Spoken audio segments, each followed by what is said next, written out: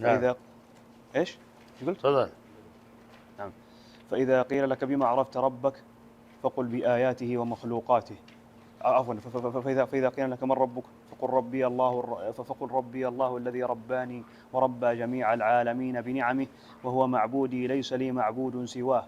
والدليل قوله تعالى الحمد لله رب العالمين. وكل من سوى الله فهو عالم وأنا واحد من ذلك العالم. فإذا قيل لك بما عرفت ربك فقل بآياته ومخلوقاته. ومن آياته الليل والنهار والشمس والقمر ومن مخلوقاته السماوات السبع والأرضون السبع ومن فيهن وما بينهما.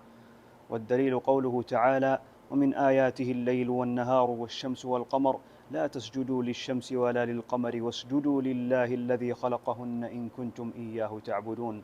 وقوله تعالى إن ربكم الله الذي خلق السماوات والأرض في 6 أيام ثم استوى على العرش يغشي الليل النهار يطلبه حثيثا والشمس والقمر والنجوم مسخرات بأمره ألا له الخلق والأمر تبارك الله رب العالمين. والرب هو المعبود. والدليل قوله تعالى يا أيها الناس اعبدوا ربكم الذي خلقكم والذين من قبلكم لعلكم تتقون الذي جعل لكم الأرض فراشا والسماء بناء وأنزل من السماء ماء فأخرج به من الثمرات رزقا لكم فلا تجعلوا لله أندادا وأنتم تعلمون. قال ابن كثير رحمه الله الخالق لهذه الأشياء هو المستحق للعبادة. أحسنت. في أحد يحفظ؟ يلا يا نايف، ارفع صوتك. ها. بسم الله الرحمن الرحيم.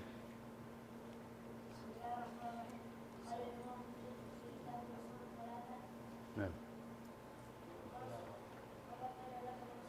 ايش؟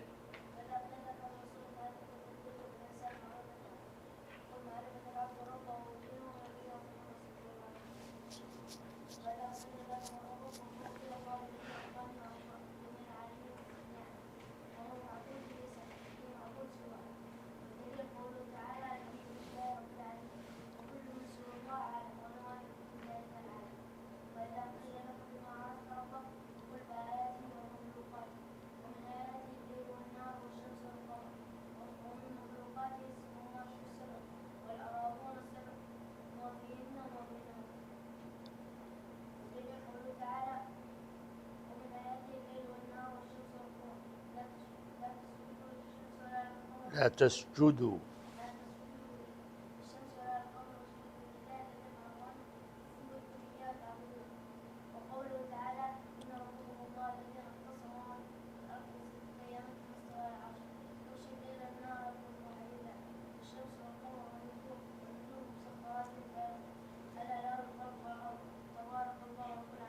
ألا له الخلق.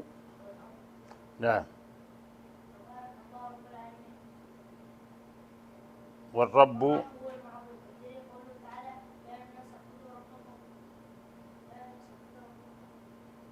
الذي خلقكم.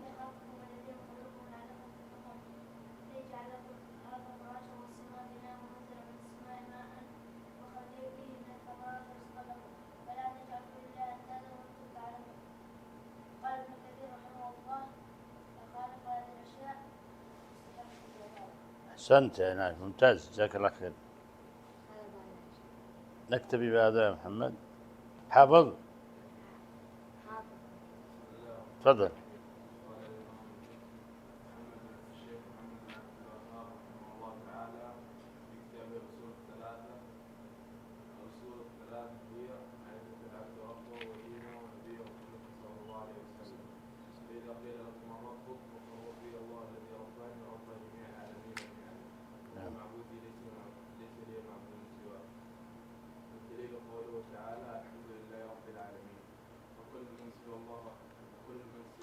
وكل ما سوى.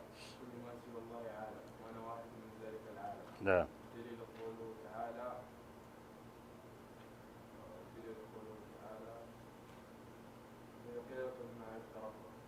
ايش؟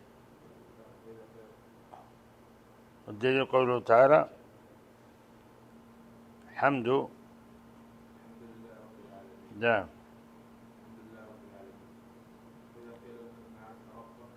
وكل ما سوى الله عالم، من سوى الله عالم. فإن إذا قيل لك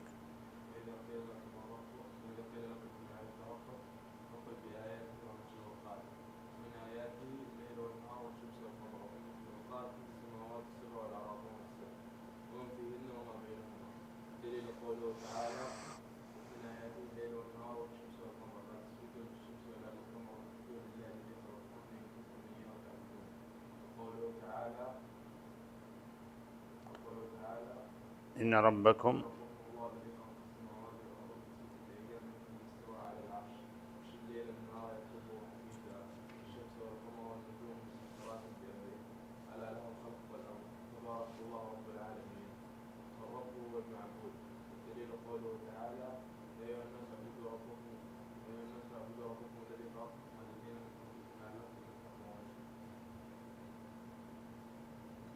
قال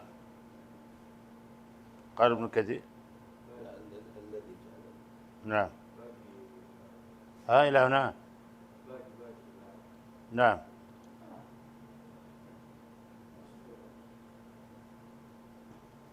بقيش الآية ما يقبل الآية شيء. يا أيها الناس اقرأ.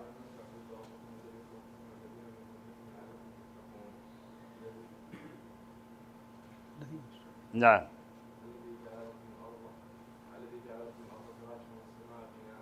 نعم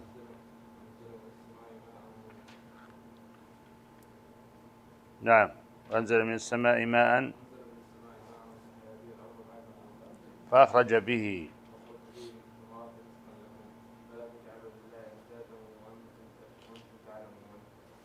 نعم نعم أحسنت. نعم بسم الله الرحمن الرحيم. الحمد لله رب العالمين، صلى الله وسلم على نبينا محمد وعلى آله وصحبه أجمعين. اللهم علمنا ما ينفعنا وانفعنا بما علمتنا، زدنا علما يا رب العالمين. سبحانك لا علم لنا إلا ما علمتنا إنك أنت العليم الحكيم. قال الإمام المجدد رحمه الله تعالى في رسالة الأصول الثلاثة: فإذا قيل لك من ربك فقل ربي الله الذي رباني وربى جميع العالمين بنعمه وهو معبودي وليس لي معبود سواه.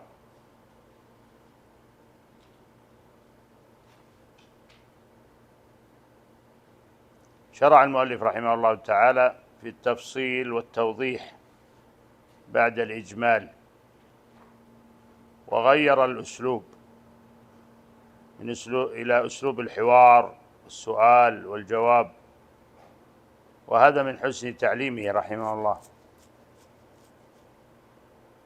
وحرصه على أن يفهم المتلقي لهذه الرسالة فهما تاما واضحا بينا. وهذا المسلك السؤال والجواب مسلك سلكه الرسول صلى الله عليه وسلم في التعليم، فقد كان النبي صلى الله عليه وسلم يعلم الصحابة، ومن أساليبه صلى الله عليه وسلم في تعليمه أنه يسألهم،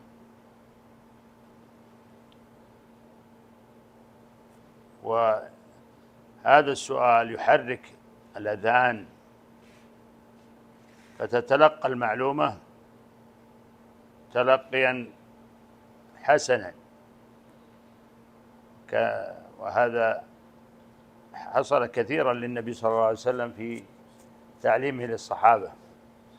فمن ذلك ما ذكر أن النبي صلى الله عليه وسلم ثبت أنه سأل الصحابة رضي الله عنهم، وقد مر معنا في التفسير أنه قال: إن من الشجر شجرة لا يتحات ورقها، يعني يسأل الصحابة: إن من الشجر شجرة لا يتحات ورقها فأخبروني ما هي. يقول ابن عمر عبد الله بن عمر رضي الله عنهما: فخاض الناس في شجر البراري ووقع في نفسي أنها النخلة.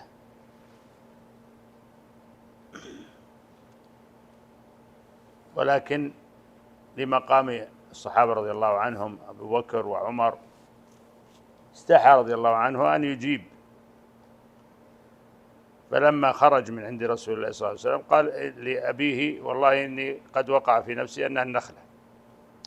الشاهد من القصة أن النبي صلى الله عليه وسلم سأل الصحابة، فهذا السؤال من أساليب التعليم الذي يشحذ الفهم والذهن وتتركز المعلومة بعد ذلك. ومن ذلك حديث كثيرة، قول النبي صلى الله عليه وسلم: أتدرون ما الغيبة؟ سؤال. فالصحابة رضي الله عنهم دائما ينسبون العلم إلى الله ورسوله، فيقولون: الله ورسوله أعلم. فيقول: ذكرك أخاك بما يكره. فيسأل الصحابة ثم يجيب النبي صلى الله عليه وسلم: فرأيت إن كان في أخي ما أقول؟ قال: إن كان فيه ما تقول فقد إيش؟ كذبت، وإن لم يكن فيه ما تقول فقد بهت، يعني كذبت عليه. وقول النبي صلى الله عليه وسلم: أتدرون من المفلس؟ وهكذا. من هذه الأحاديث تبين أن من أساليب التعليم هو السؤال. وقد سلك الإمام محمد بن وهاب رحمه الله في هذه الرسالة هذا المسلك، فأعاد الأمر أو أعاد ذكر الأصول الثلاثة بعد أن أجملها في أول الرسالة على صيغة السؤال: فإذا قيل لك من ربك؟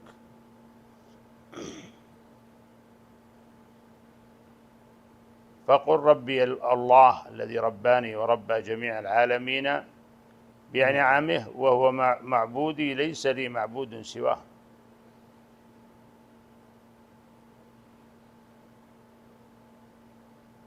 وقبل ذلك قال: فإذا قيل لك ما الأصول الثلاثة التي يجب على الإنسان معرفتها؟ فقل: معرفة العبد ربه ودينه ونبيه محمدا صلى الله عليه وسلم. وهذه الأصول الثلاثة سبق معنا أنها هي التي يسأل عنها العبد في قبره ويمتحن فيها. والإنسان حينما يموت فإنه تقوم قيامته وينتهي من الحياة الدنيا ويدخل في عالم آخر، وهذا العالم هو عالم إيش؟ برزخ، الذي بين القيامة وبين الدنيا. فإذا مات ودفن فإنه يمتحن ويسأل. وهذا الامتحان قد ثبت في الأحاديث كما في حديث البراء الطويل أنه يأتيه ملكان فيقعدانه ويسألانه: من ربك وما دينك وما هذا الرجل الذي بعث فيكم. هذه هي الأصول الثلاثة. فالمؤمن يجيب على هذه الأسئلة إجابة بينة واضحة. فهل الإجابة هنا تكون على الحفظ كما هو الآن؟ لا، ليست على الحفظ، بل هي على التثبيت. يثبت الله الذين آمنوا في الحياة الدنيا وفي الآخرة بالقول الثابت في الحياة الدنيا وفي الآخرة. فالله عز وجل يثبت المؤمنين الذين يعملون بطاعته في الدنيا في هذه المواقف العظيمة التي الله عز وجل كتب الابتلاء والامتحان فيها. ومن أعظمها ومن أولها في الابتلاء والامتحان هو القبر، فتنة القبر. ولذلك كان من تعوذات النبي صلى الله عليه وسلم ومن التعوذات التي نتعوذ بها في الصلاة في دبر الصلوات الخمس، نتعوذ من فتنة القبر.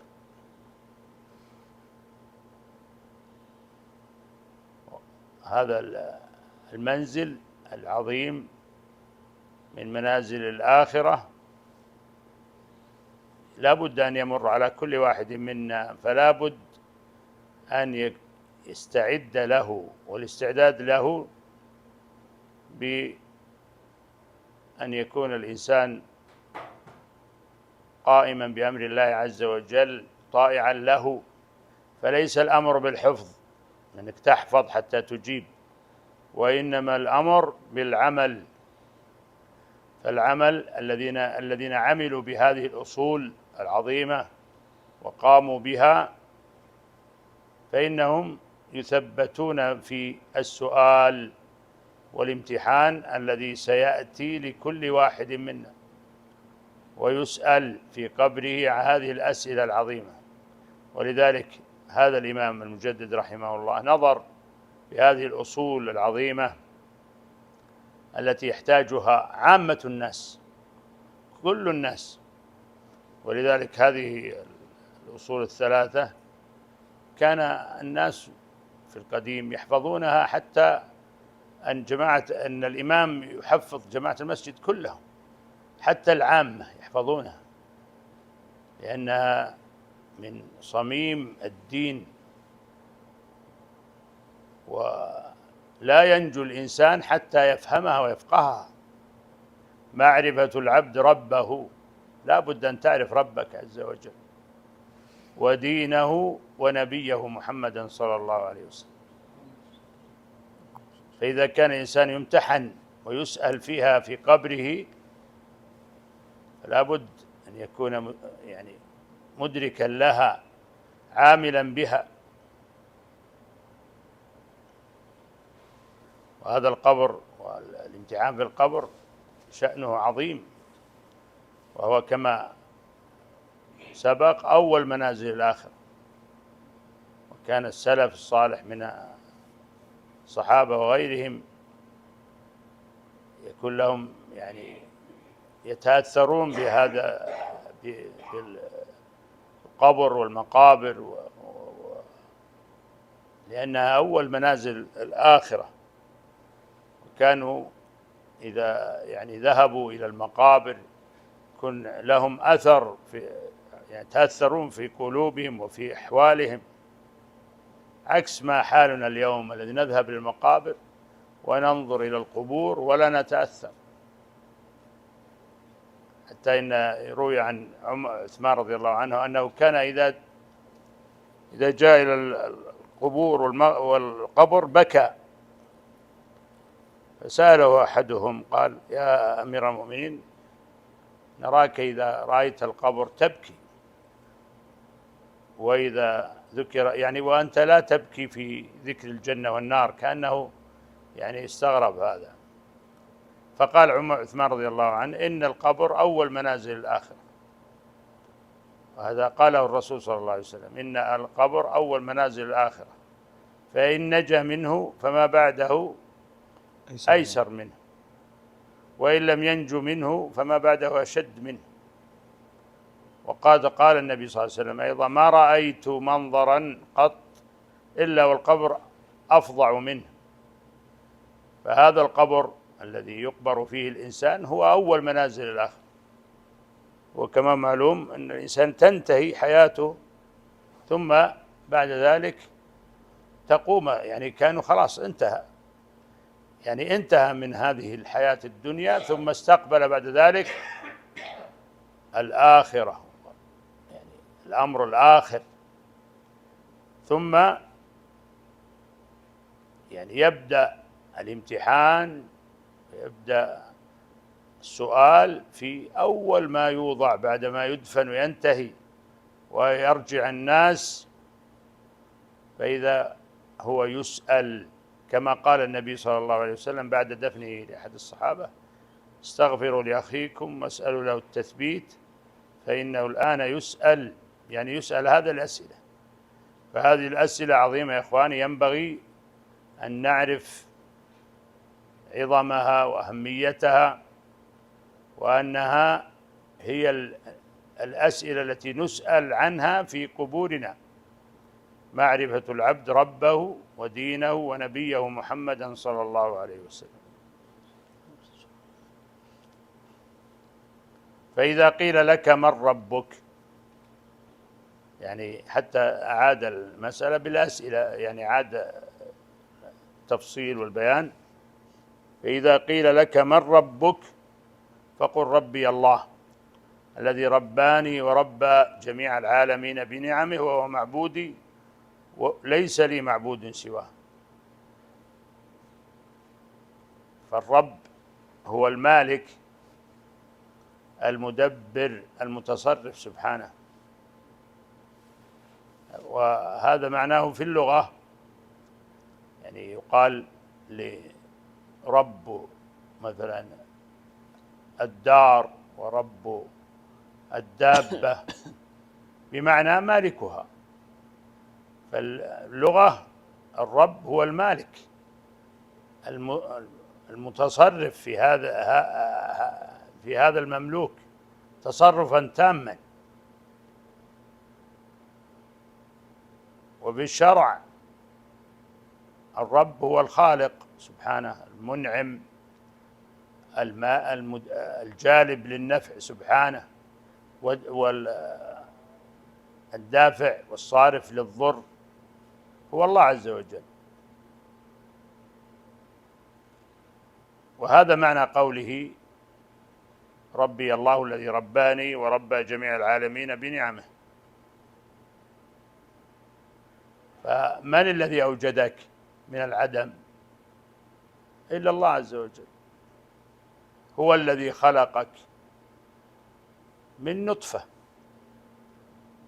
ثم بعد ذلك تطور خلقك في بطن أمك أطوارا خلف أطوار حتى خرجت إلى الدنيا.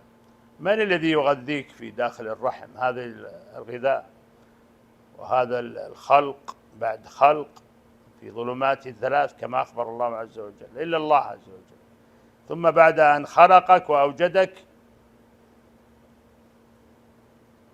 عطف عليك قلب أمك وأدر لك اللبن والحليب من ثديها. من الذي أوجد هذه الأمور؟ حتى في الحيوان سبحان الله هذا يكون، كله هو الله عز وجل. فهو الذي رباك وأنعم عليك وأوجدك من العدم. يا أيها الإنسان ما غرك بربك الكريم الذي خلقك فسواك فعدلك في أي صورة ما شاء ركبك. هذا هو الرب سبحانه.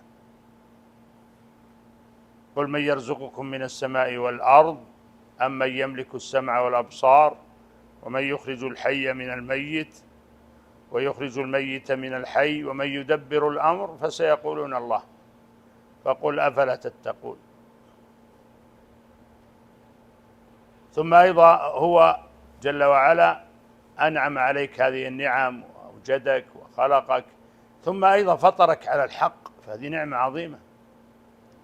فطرك على الحق يا عبد العزيز، يعني قال الله عز وجل فطرة الله التي فطر الناس عليها. ما من مولود يولد إلا على الفطرة، يعني الفطرة التي هي الاعتراف التام بالخالق سبحانه والإيمان به والاستجابة له. لكن الأبوان لهم أثر على الولد بعد ذلك، فأبواه يهودانه أو ينصرانه أو يمجسانه.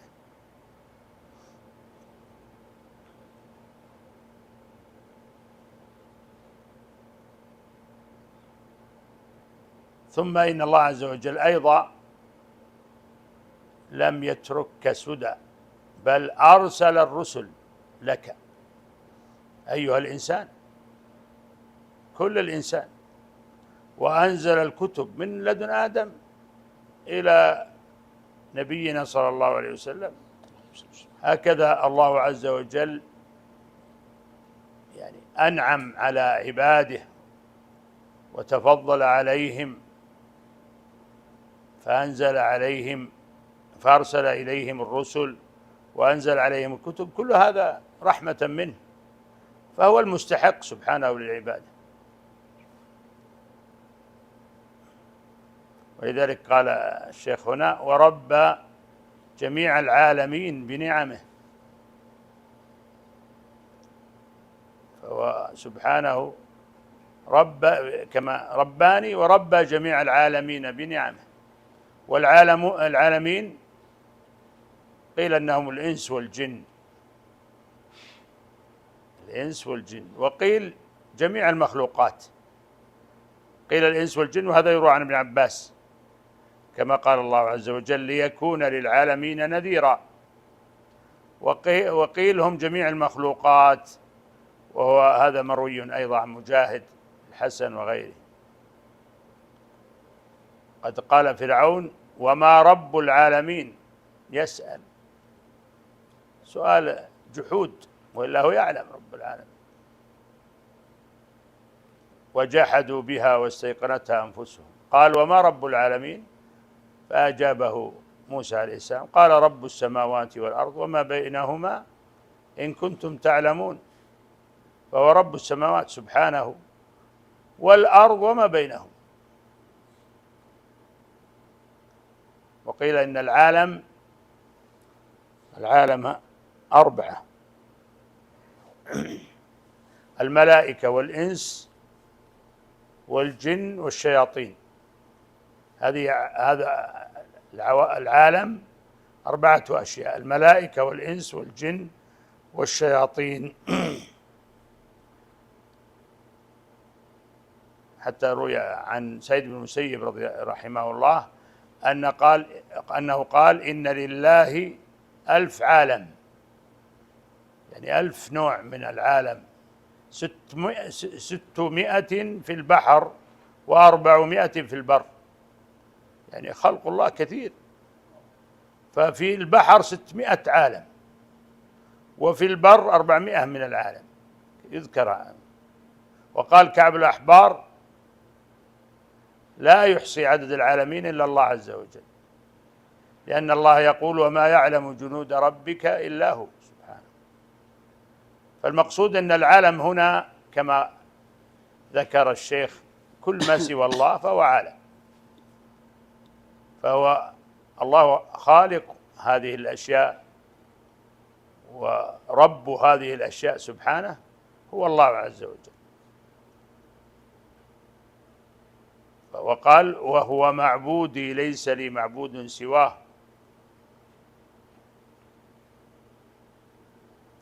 يعني أن هذا الرب سبحانه الإله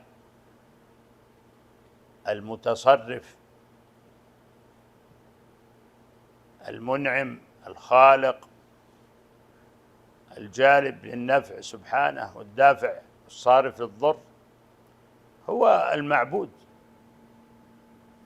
الحق، ليس لي معبود سواه، يعني لا أعبد غيره.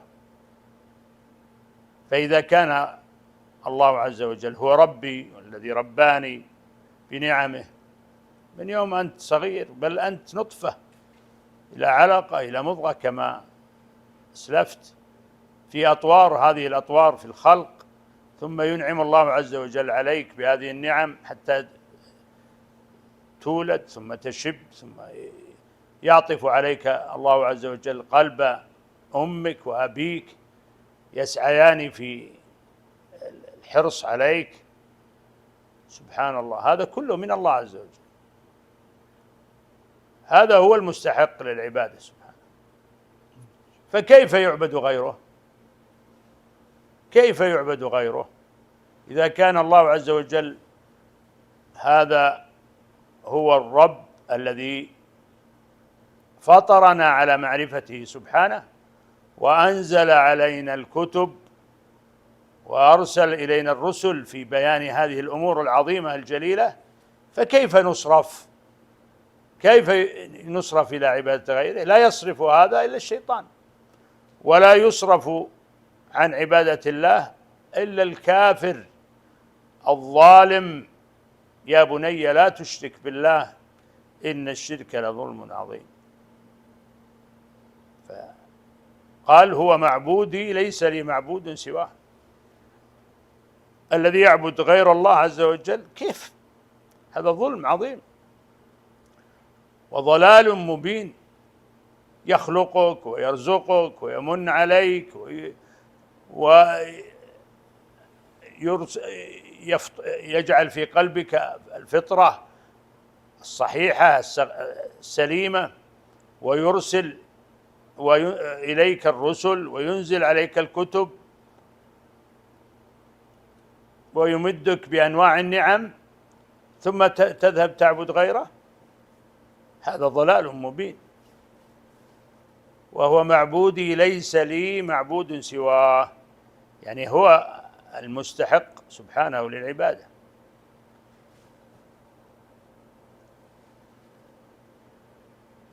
فهو له صفات الكمال والجمال سبحانه، فهو تفرد بالخلق والإيجاد وأنعم بالرزق، وهو الذي سبحانه يدفع عنك الضر ويجلب إليك النفع.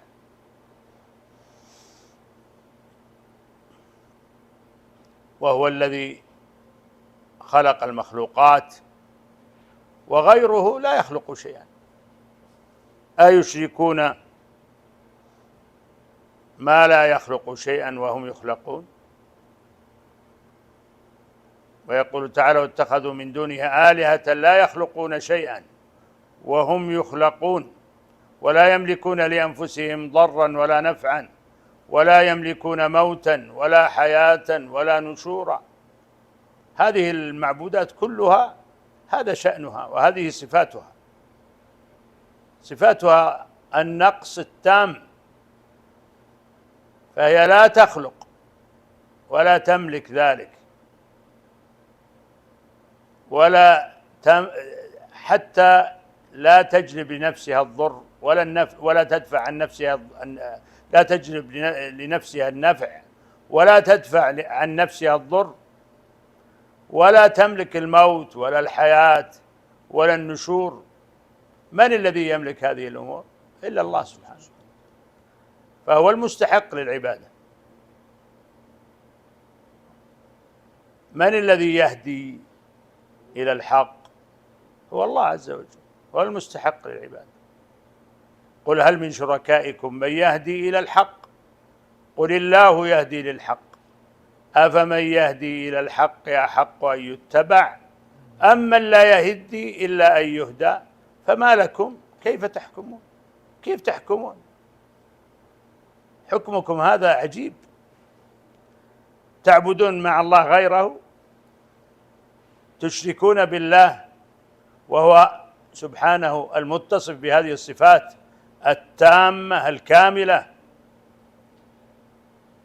صفات الكمال والجمال. وهذه المعبودات النقص فيها من كل جهة.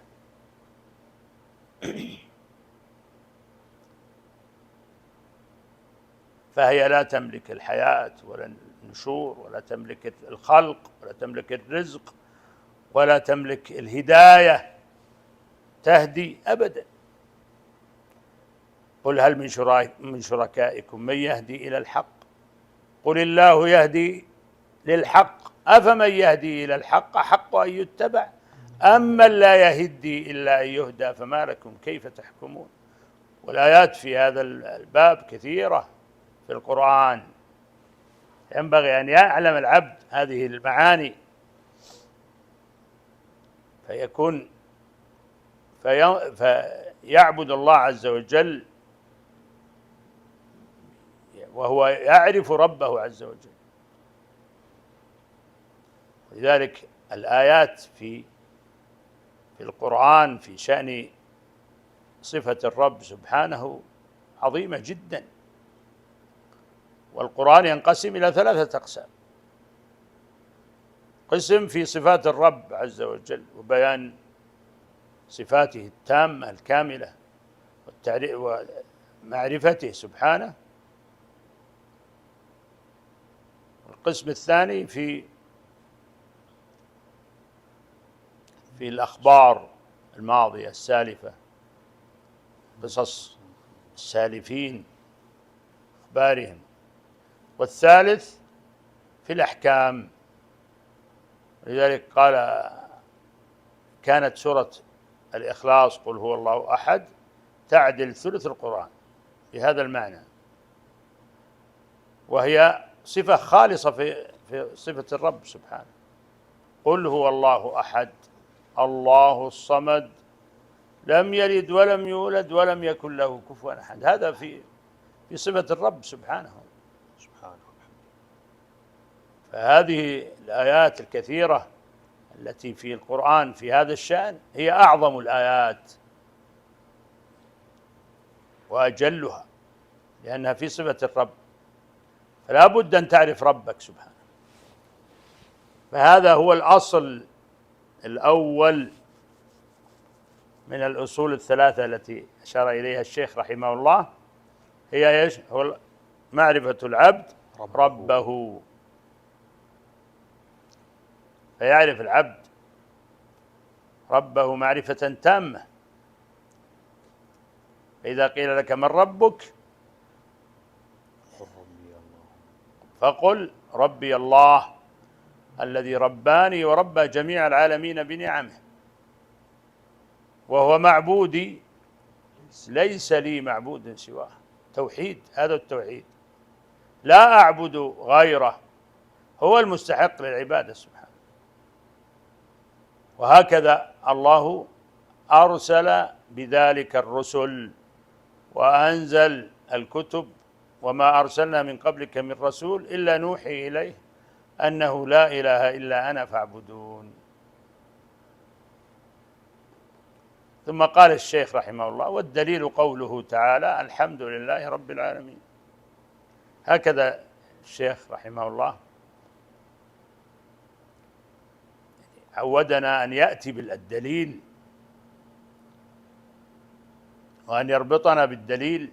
وهكذا أئمة الإسلام وأئمة الهدى وأئمة العلم يربطون الناس بالكتاب والسنة، فهم لا يقولون من عندهم، بل يقولون ويستدلون عليه بالكتاب والسنة. قال والدليل قوله تعالى الحمد لله رب العالمين. فهذا الدليل الذي يدلك على ما ذكر الشيخ وبينه هو الدليل من الكتاب، واستدل بأعظم سورة وأول آية من أعظم سورة وهي الفاتحة، الحمد لله رب العالمين. والحمد هنا ما إعرابه؟ الحمد مبتدأ، يعني جاء في أول الكلام، والألف واللام للاستغراق، استغراق الجنس. نعم صحيح. يعني كل الحمد لله عز وجل. الحمد لله رب العالمين، يعني الحمد كله كاملا تاما لله عز وجل.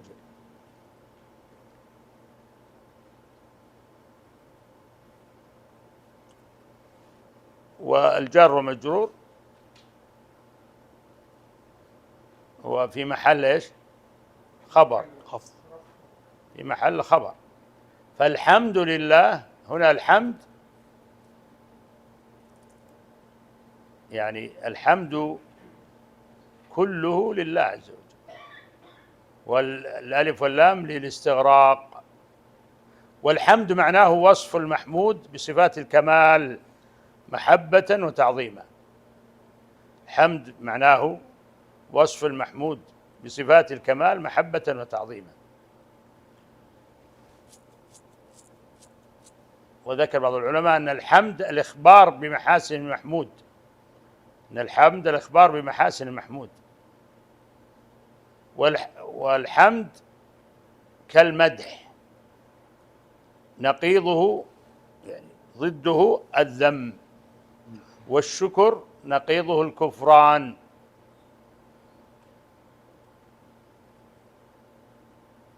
فيفرق بعض العلماء بين الشكر، بين الحمد والشكر، أن الشكر للنعم المتعدية والحمد للصفات التامة. يعني تقول شكرته لكرمه، ولا تقول شكرته مثلا لفروسيته. فإذا جاء الأمر متعدي فإنه يكون الشكر، وإذا كان الأمر صفات تحمد عليها حتى لو لم يسدي إليك. تقول شكرت فلان إذا أسدى إليك، وتقول حمدته، يحمد فلان، يحمد على كذا، يعني يثنى عليه. واضح؟ نعم. هذا الفرق. يعني ذكر بعض العلماء فرق، وبعضهم قال ليس هناك فرق. الإمام الطبري رحمه الله يميل إلى أنه ليس هناك فرق بين الحمد والشكر، ويقول أنه بمعنى واحد، الأمر يسير. لكن بعض العلماء يقول إن الشكر للصفات المتعدية، وأن الحمد هو الثناء بإيش؟ بالصفات، تثني عليه بصفاته حتى لو لم يعني يسدي إليك معروفا. فإذا مثلا سمعت عن شخص صفات حسنة تقول يحمد عليها، ما تقول يشكر عليها. الشكر إذا تعدى إليك إلى غيري.